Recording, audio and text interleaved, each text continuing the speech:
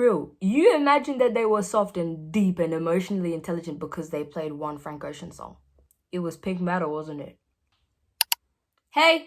Good morning, niggas. In case anybody was wondering what happened for the past 11 days, even though nobody was wondering because nobody actually watches the shit I post. I couldn't tell you, actually.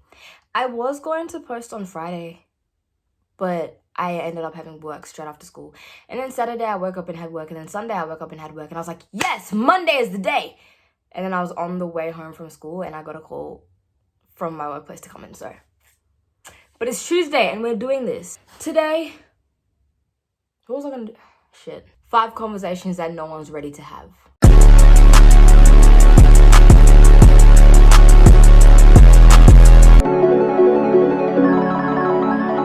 Okay, the first one is actually like something that like I see and like I think of a lot, like every time I see it, is like when people say like they're the therapist friend or whatever.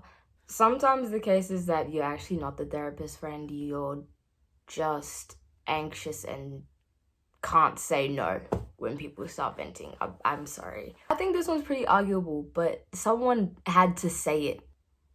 You're not a licensed counselor. You're just scared that people will leave you if you don't listen to their 3-hour rants about life. I'm not saying don't listen to people. Like, be there for people. Listen to them when they need someone to listen to them. But if you're mentally exhausted and a text from your friend that says, hey, can we talk, gives you a nervous breakdown, I think you should say no. It's not a crime to literally just say, I'm sorry. No. You can literally just tell them, like, I'm sorry, like, I'm really, like, mentally tapped out right now. You don't have, it's not by force. It's not. And don't feel guilty about it. I don't think that that's something that okay. Your parents can love you and still be wrong about who you are. Sometimes it hurts to want your parents' approval so bad, but you don't have to, like, become the most watered down version of yourself just to make them or anyone else feel comfortable. Even if that someone else like changed your diapers and fed you and raised you or whatever, like, you can love them and respect them, but you don't have to disappear for them, and you don't have to fake who you are just because you know what I mean. Like, if you're falling in love with someone within like the first like 1 day of knowing them, this is not just specified to those people, but you're not in love with them, you're in love with the image of them that you created in your mind. Let's be real. You imagine that they were soft and deep and emotionally intelligent because they played one Frank Ocean song.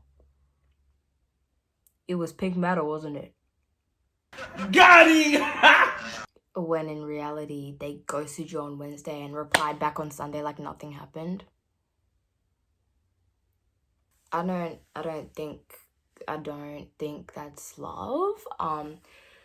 Correct me if I'm wrong, but this isn't that's not like just specified to people who fall in love within 1 day. That's like it's a yeah. Some people only like the idea of you, and that's why they disappear when you start being real. Some people just like the chill, low maintenance side of you that's like, haha, like, I don't really care about anything. But then the second you start setting boundaries and like coming out and being like, hey, like, so that actually hurt me and it's not okay, they start being weird.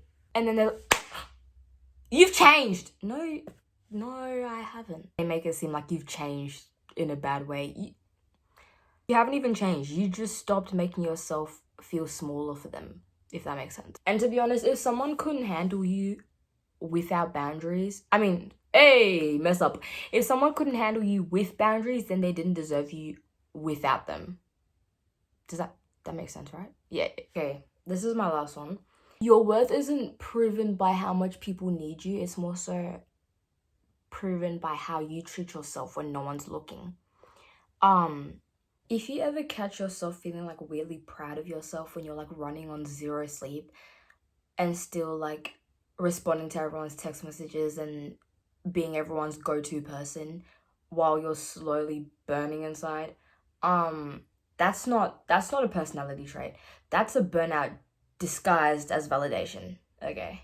You don't have to constantly be useful and constantly be like, you know, to deserve love and to deserve like rest and shit. Like, you're allowed to do nothing and still matter. My head hurts. You're allowed to do nothing and still matter. I know that's a weird concept, but like, you're not a walking to-do list, you're a human being. And you should go romanticize doing absolutely nothing. Yeah. Phone ringing, yep. Yep. Ah, it's record. Anyways, that brings us to the end. If you feel like following my Instagram,